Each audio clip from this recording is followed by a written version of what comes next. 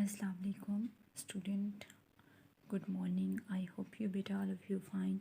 Hurry up, open your math notebook, maintain properly, draw the margin line, write your classwork. Your today day is a Tuesday, 18 May 2021. Your topic, chapter number new start. First we make the title page introduction to algebra. Okay, just only underline the topic and write here definitions. First definition is a sentence. A sentence is a set of words or symbols that conveys some meanings. Sentence. For example, the earth move around the sun. Means that कि sentence एक words का set है या samples का जिससे कुछ आपको meaning समझ आ जाए, वो क्या कहलाता है? अर्थ मूव अराउंड द सन। जैसे जैसे उसे क्या कहते हैं? सेंटेंस कहते हैं। जैसे ये है कि जो ज़मीन है वो सूरज के इर्द गिर्द घूमती है, तो ये क्या है? आपको सेंटेंस समझ आ रहा है। अब स्टेटमेंट क्या है कि a sentence that is either true और false is knows a statement. Statement एक ऐसी चीज़ है जिसका एक सेंटेंस तो होगा, लेकिन हम वो सेंटेंस गलत भी हो सकता है, गलत है या सही है उसके बारे में नहीं कहेंगे। जैसे for example, he is the president of the Sindh club. आप लोग नहीं जानते हैं ही जो है वो कौन है, क्या है, जो ये बात ठीक भी है कि गलत है, तो ये हमारे पास क्या कहलाती है? स्टेटमेंट। ये डेफिनेशन बेटा बहुत इंपॉर्टेंट है आपके चैप्टर के पॉइंट ऑफ व्यू से। ओपन स्टेटमेंट, ये क्या होता है? Open statement is are not immediately know whether the statement is true or false because not all the information is available. Open sentence statement वो होती है कि जिसे हमें फौरी तौर पर नहीं पता चलता कि ये जो स्टेटमेंट है वो ट्रू है कि फॉल्स है, क्योंकि उस टाइम हमें सारी इन्फॉर्मेशन नहीं पता होती।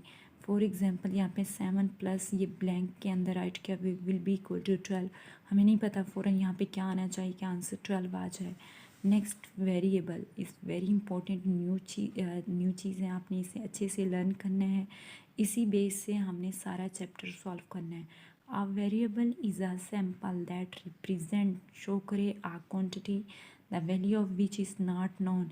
कि वेरिएबल एक ऐसा सैम्पल होगा जो शो करेगा क्वांटिटी को जिसके बारे में हम नहीं जानते। For example, x plus 7 plus x is equal 12, but हमें नहीं पता यहाँ पे x की क्या वैल्यू है। उसको सिंप्लीफाई करें, आंसर 12 हो जाएगा। तो ये जो x है, x y z m n o p q r, ये हमारे पास क्या है? वेरिएबल है। नेक्स्ट है constant. A term has a fixed value and appears separately from a variable is called constant. Student, constant ऐसी चीज़ जैसे जो फिक्स हो, जिसे हम चेंज ना कर सकें, वो हमारे पास क्या कहलाते हैं? कांस्टेंट। ये देखिए एक्स क्या है? वेरिएबल है। उसने कहा था सेपरेटेड फ्रॉम वेरिएबल, वेरिएबल से सेपरेटेड होगा। प्लस 5 जो है इस टाइम हमारे पास क्या है? कांस्टेंट है, जो फिक्स है, जो चेंज होने वाला नहीं है।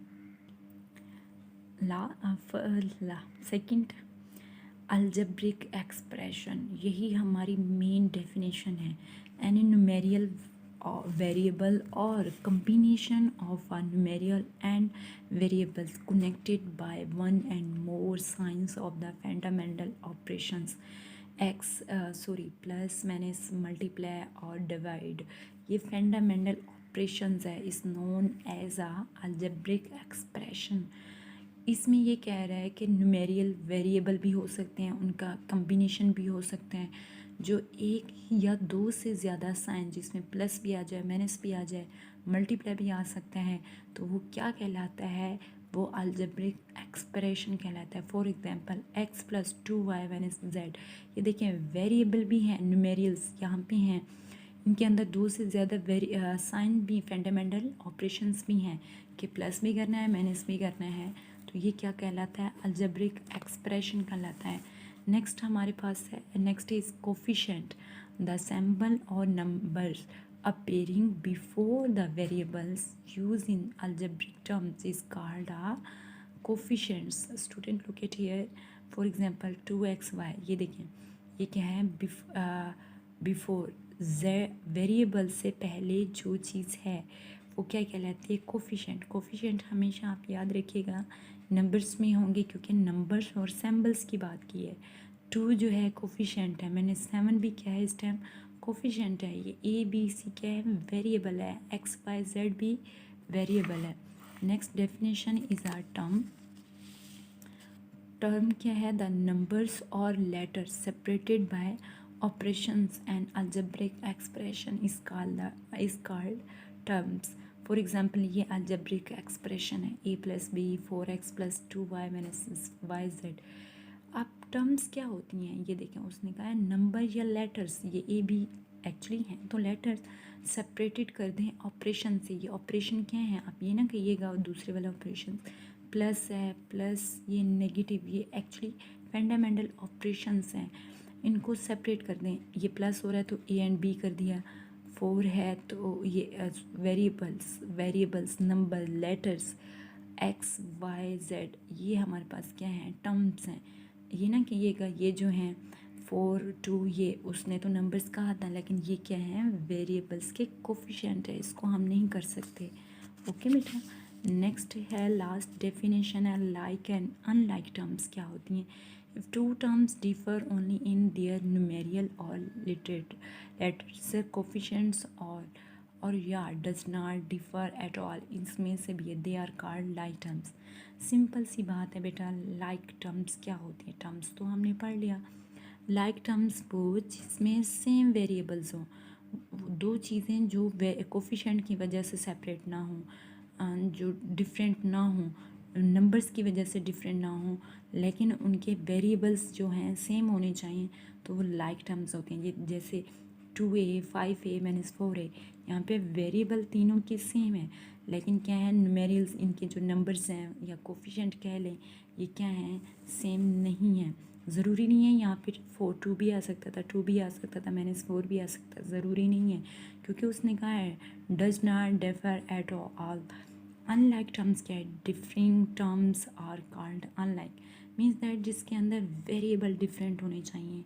ये देखिए एग्जाम्पल 2ab - 4bc 3ac, यहाँ पे भी इसके डिफरेंट वेरिएबल हैं।